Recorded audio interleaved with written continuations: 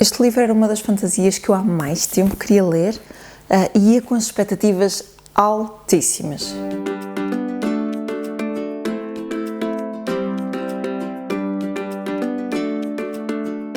Olá pessoal, espero que estejam bem, espero que estejam a fazer boas leituras como foi este livrinho. Hoje venho-vos falar da Filha da Floresta, de Juliette Marillier. Este é o primeiro livro da saga Seven Waters e eu comprei-o em segunda mão, ele está esgotado em todo lado, eu tentei comprar para o Book, esgotado. Ele foi leitura agora de junho para o Clube do Livro. Para quem não sabe, eu tenho um Patreon e a partir de 2,49 por mês vocês podem votar no que querem que eu leia no mês seguinte, podem fazer o registro das vossas leituras, fazer o registro de passagens e um monte de coisas diferentes, incluindo o Clube do Livro. E se vocês são daqueles que, eu até gostava de ter um Clube do Livro, mas eu não consigo ter tempo, demora imenso tempo a ir lá comentar, não se preocupem. O nosso Clube do Livro não tem metas nenhumas e o livro fica sempre disponível durante um ano depois da leitura. Portanto, agora ficará de junho até ao junho do próximo ano disponível para quem quiser ir ler, comentar, estará sempre alguém também para comentar por trás, portanto, sintam-se à vontade para se juntarem a nós. Então, este livro era assim das fantasias que eu tinha há mais tempo na minha lista e das maiores vergonhas que eu tinha literárias de nunca ter lido esta autora, uma autora de renome no mundo da fantasia. Tinha este livro há imenso tempo na minha lista, entretanto recomendaram-me outros da autora que eu pus na minha lista e então estava um bocadinho indecisa por onde é que havia de começar e o pessoal do Clube do Livro começou a recomendar muito este, para alguns foi leitura, para outros foi releitura, então eu parti para esta obra muito entusiasmada e com as expectativas lá no alto. Então aqui a nossa história começa, eu gosto muito da expressão que está na sinopse, que é no crepúsculo celta da antiga Irlanda. Hein? Que bonito. Então, nós começamos precisamente na Irlanda. Deixem-me ver se vos consigo mostrar aqui o mapa, porque sim, temos aqui o mapa, lindo. E nós começamos aqui em Seven Waters, que é aqui. E nós acompanhamos a nossa protagonista, que é agora vai ser engraçado. Segundo o audiobook, isto é Sorra. Consigo dizer. O irlandês e o escocês têm assim uma característica de cortar algumas letras. Eu tenho dificuldades, mas sorra, mais ou menos isto. Então aqui a nossa protagonista é a filha mais nova aqui do Lord Colum, que tem aqui uma zona dominada por ele, precisamente Seven Waters. Ele é um homem poderoso, é um homem influente, é um homem duro, é um homem que tem uma dureza de quem perdeu o seu amor há muito tempo e que é guerreiro e que luta para preservar tudo o que está ali à volta e que combate muitas ameaças de fora, nomeadamente dos bretões.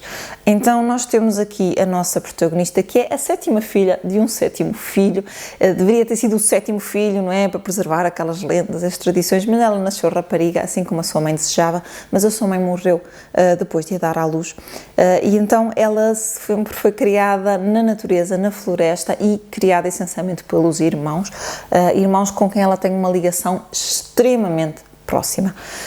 É uma história em que a ligação dos irmãos eu não vos consigo necessariamente descrever, porque está ali naquela linha que nem é o natural, nem é o sobrenatural. É quase um toque de magia que une estes irmãos. Assim como toda esta história, todo este ambiente, a forma como todas estas personagens estão ligadas com a floresta, onde crescem com este Seven Waters, com o ambiente, com as lendas em que tudo é real e ao mesmo tempo tudo é irreal, é tão bonito e está tão bem descrito. Então nós temos aqui mesmo este ambiente de quase surreal aqui desta protagonista a crescer no meio das florestas. Ela liga-se imenso às plantas, torna-se curandeira e vive naquela esperança de ficar para sempre ali com os irmãos, sempre próximos e que nada mude. Um dia, anos mais tarde, aparece então a nossa Lady Una e Lady Una é belíssima e aparece de repente como noiva do pai que jurou nunca mais se casar depois da perda do seu grande amor.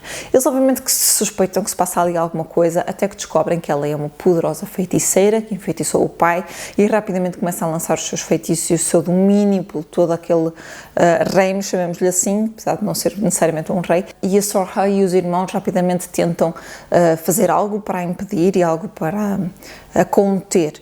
Contudo, tudo corre mal e ela transforma os irmãos da Sorha em cisnes, e neste processo ela consegue fugir, os irmãos acabam por se pôr à frente dela para ela conseguir safar-se, e ela é encontrada por um ser, uma dama da floresta, uma senhora da floresta, e esta mulher misteriosa, mágica, que faz parte, lá está, destas lendas e todas estas crenças que eles tinham, diz-lhe que ela pode salvar a vida aos irmãos e que pode quebrar a maldição, e que por isso ela tem que fazer uma camisa para cada um deles e vai ter que lhes enfiar pelo pescoço dos cisnes, um a um, mas a camisa tem que ser feita de uma planta específica, uma planta que é muito venenosa, muito agressiva, que se ela agarrar fica logo com as mãos em chamas e com espetos. Ela vai ter que usar essa planta, vai ter que cortar, colher, tratar, fiar e fazer as camisas, tudo ela sozinha, sem recurso a ninguém, e durante esse período não pode pronunciar um único som, não pode falar. Cada som que ela pronuncie resultará na morte de um dos irmãos.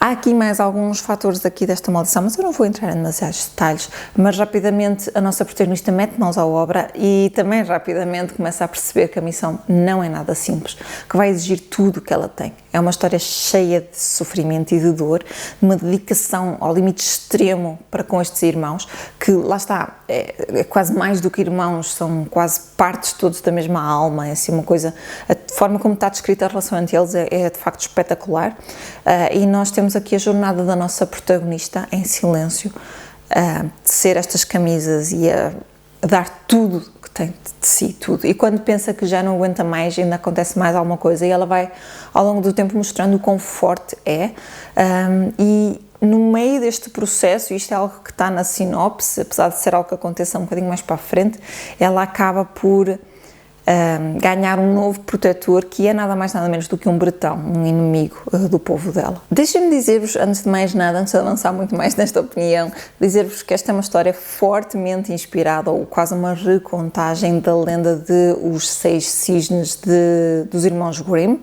Eu li, antes deste livro, li Os Seis Grãos, da Elizabeth Lim, que também tem uma forte inspiração no mesmo conto, mas Os Seis Grãos foi mais fortemente inspirado pela versão de Anderson, mais do que dos Irmãos Grimm, e esta não, esta tem uma inspiração mais forte dos Irmãos Grimm e tem alguns pormenores que vai buscar à história de Hans Christian Andersen, nomeadamente a questão da planta com que ela tem que tecer as camisas, ser algo que é muito violento e muito agressivo, e ir buscar este sofrimento para a personagem, que é algo que na versão dos Grimm não acontece tanto. Além disso, a estrutura política e as intrigas, mesmo esta questão da madrasta, nota-se que vem muito mais da versão alemã, mas mais do que isto tem um próprio toque da autora, porque há aqui uma outra lenda celta que é usada como inspiração aqui, que é dos filhos de Lear, que deixem-me ver aqui nas minhas notas, é onde os filhos de um rei também são transformados em cisnes por uma madrasta ciumenta.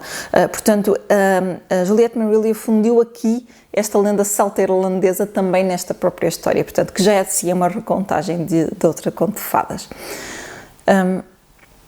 Eu adorei este livro, eu fiquei colada, eu não conseguia parar de ler. O início é bastante calmo, ok, não me interpretem mal, o livro é calmo porque tem toda esta atmosfera, nós sentimos esta floresta como um ser vivo, é algo incrível, a escrita da autora é belíssima e transmite isto muito bem, sentimos aquele ambiente da floresta, sentimos como estes irmãos são um só neles próprios, apesar de serem indivíduos todos diferentes, e são um com a floresta, está muito bem feito, muito bem descrito. E depois quando vem esta madrasta, a figura dela é quase impalpável. É-nos dada uma descrição, nós conseguimos vê-la, mas parece que enquanto leitores sentimos-la quase como uma bruma que anda por ali. Então é um livro cheio de atmosfera, cheio de magia, onde tudo o que é parte desta cultura celta da Irlanda acaba por estar à flor da pele e ser real em todos os aspectos. Então está muito, muito bem conseguido. E segue sim a lenda de uma forma muito próxima, apesar de ter aqui alguns plot twists que eu não estava à espera. Tem os acontecimentos principais todos, dela ter que tecer as camisas, dela estar em sofrimento, de não poder falar. Ela acaba por estar com os irmãos muito poucas vezes, porque esta maldição assim o exige, não vos vou dizer muitos detalhes, que é para depois vocês descobrirem. E sim, há aquele grande clímax, tal como nos dois contos originais, portanto, tanto nos Cisnes Selvagens como nos Seis Cisnes, há um clímax final em que ela está a ser acusada de tudo e mais alguma coisa, e tudo tudo se resolve no último momento, e aqui esteve belíssimamente bem escrito, eu não conseguia pausar o livro. Eu, a partir de depois de passado meio, eu fiquei mesmo colada na história, eu parava o livro para dormir à noite e ficava com a história na cabeça e nem sabia se era melhor ir dormir mais cedo e não conseguia adormecer porque ficava a pensar na história. Eu se ler mais tarde para ler mais um bocadinho, então digamos que prejudicou bastante o meu sono, mas valeu a pena cada página, é muito bonito. Tem aqui um romance por trás, obviamente, tal como nos contos iniciais há uma linha de romance, aqui também um romance muito bem construído, muito emotivo, de nos relacionarmos, de queremos que tudo corra bem. É uma história que acaba por nos tocar o coração, tem aquele toque de conto de fadas. Estas lendas também têm uma inspiração quase de Cinderela, não é? Da rapariga pobre na miséria que a salva por um senhor, então acaba por ter aqui este toque de conto de fadas sempre presente e ao mesmo tempo numa fantasia muito bem descrita, que é uma fantasia que roça mesmo a realidade. Estamos ali naquela linha de em que é que tu acreditas. Temos aqui os bretões, quando ela tem mais contacto com eles, que acusam-no de bruxaria e que dizem que isto não existe e que eles acreditam nisto, eles são burros. E temos os nossos protagonistas aqui que sabem perfeitamente que estas coisas são reais e que acontecem. Então, estamos aqui nesta linha, é muito, muito bonito. É o início de uma série, mas pode-se ler assim como volume único. Ok, tem princípio, meio e fim. Há aqui algumas pontas soltas das personagens, essencialmente, o que é que lhes terá acontecido depois, que poderá continuar. E eu já fui ver a sinopse do segundo, porque sim, eu preciso do segundo terceiro, eu preciso do resto, tudo que a autora escreveu. Basicamente é isso. Adorei, não conseguia parar de ler. Dava por mim a rir como uma adolescente na parte do romance, envolvi-me imenso, achei o romance muito bonito. Aqueles momentos de drama fizeram-me saltar e estar colada às páginas. E se isso não é sinal de um 5 estrelas favorito, então eu não sei o que é que significa ser favorito, porque para mim favorito é mesmo um livro que me faz vibrar e colar, que foi exatamente o que aconteceu com esta obra. Também foi engraçado ter lido este depois dos 6 Graus e perceber as semelhanças e também as diferenças entre eles, até porque este é um livro muito mais duro. Tem vários gatilhos, eu vou-vos deixar aqui na descrição do vídeo, ok? É um livro para adultos, acaba por ter alguns gatilhos, alguns acontecimentos um bocadinho mais fortes. Eu não vos vou estar aqui a fazer spoilers, mas vou deixar aqui na descrição do vídeo se for algo que vos possa incomodar.